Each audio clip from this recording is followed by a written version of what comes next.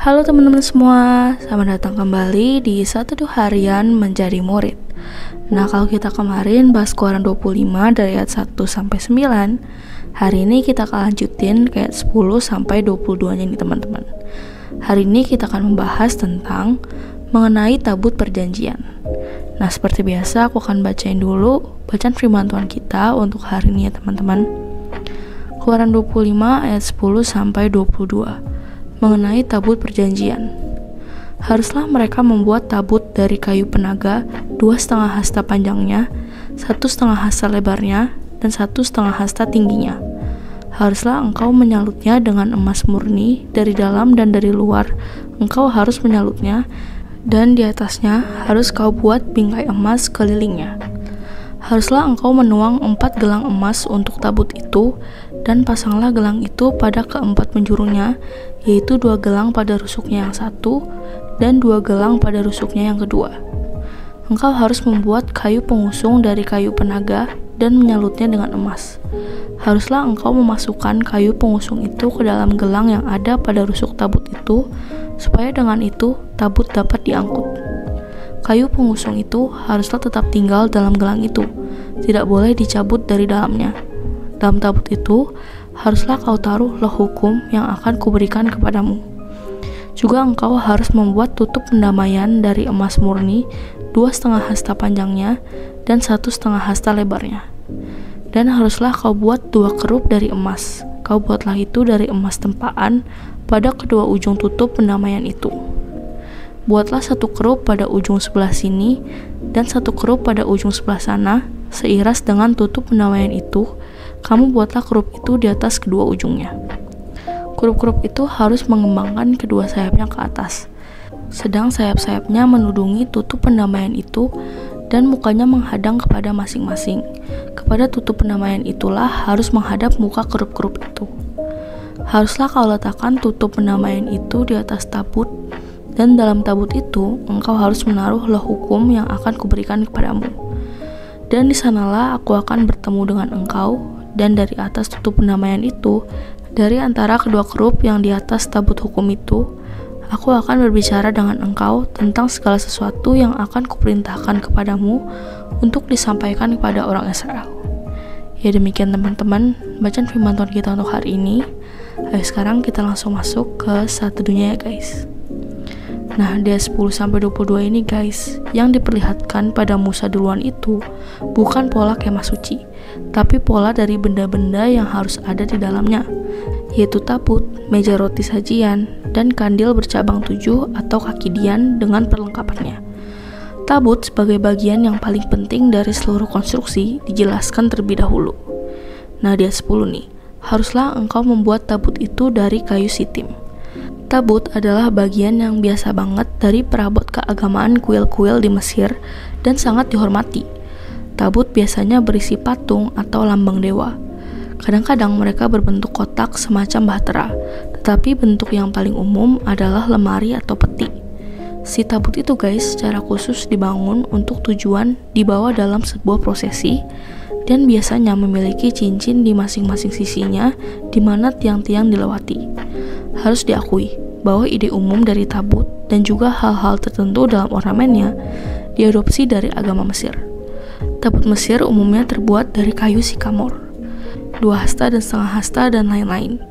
Tabut perjanjian bentuknya kayak peti atau kotak dengan ukuran panjang 3 kaki 9 inci, lebarnya 2 kaki 3 inci, dan dalamnya 2 kaki 3 inci.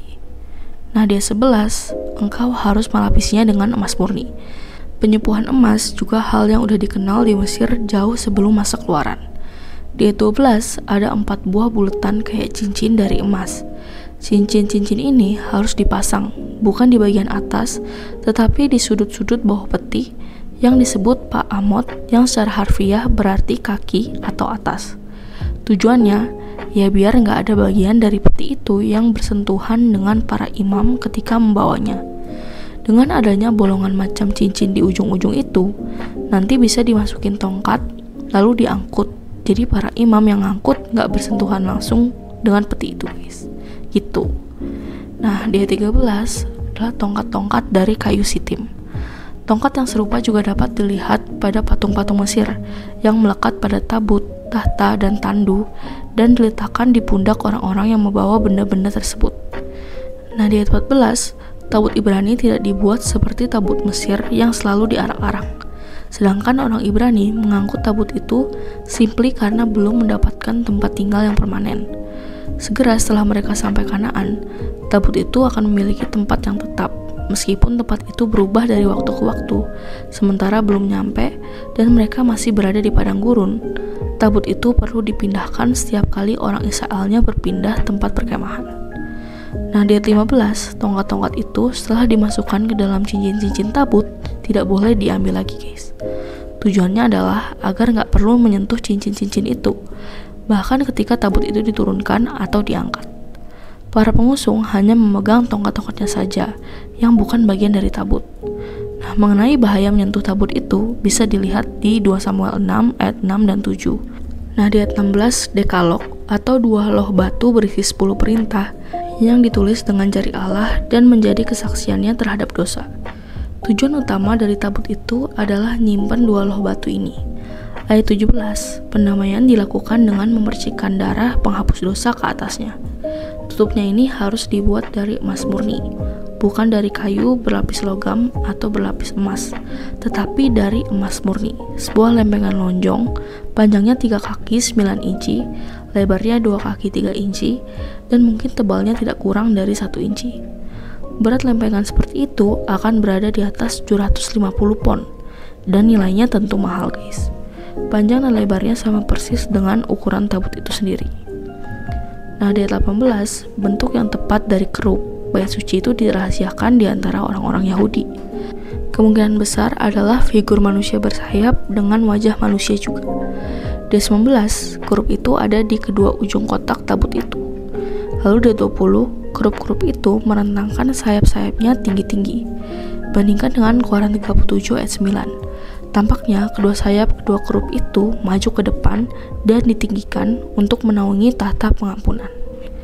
Dan terakhir di ayat 22, dalam semua rancangan kemah suci, Allah menyediakan tempat yang sesuai di mana ia dapat memanifestasikan dirinya kepada Musa dan para penerusnya.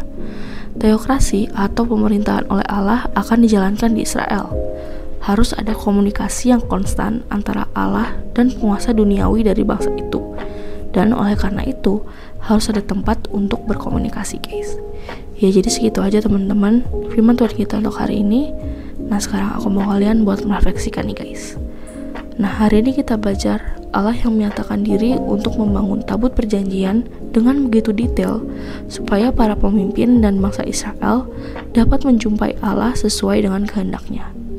Ya, jadi yuk kita belajar untuk memanfaatkan waktu yang Tuhan sudah berikan kepada kita untuk berjumpa dengan Tuhan dimanapun dan kapanpun. Yuk teman-teman. Nah, lalu pertanyaan efektif untuk hari ini ada 3 nih, guys. Yang pertama, apa yang kamu pelajari tentang Allah hari ini? Lalu yang kedua, apa yang Allah sampaikan kepadamu melalui perikop ini? Dan yang terakhir, bagaimana kamu menerapkan firman Tuhan ini dalam kehidupanmu sehari lepas sehari, di kantor, di rumah, atau dimanapun kamu berada? Seperti biasa, teman-teman mau jawab sendiri, atau kalau mau komen di bawah jawaban kalian juga boleh banget, guys. Ya, jadi segitu aja satu kita untuk hari ini. Sekarang aku mau pimpin kalian dalam doa penutup ya teman-teman. Teman-teman, mari kita berdoa. Tuhan, tolonglah aku untuk memanfaatkan waktu anugerah Tuhan dan mensyukuri perjumpaan dengan Tuhan. Terima kasih Tuhan, hanya di dalam namamu kami berdoa. Amin. Tetap semangat guys, Tuhan Yesus beserta kita. Thank you for watching and see you in the next video. Bye-bye.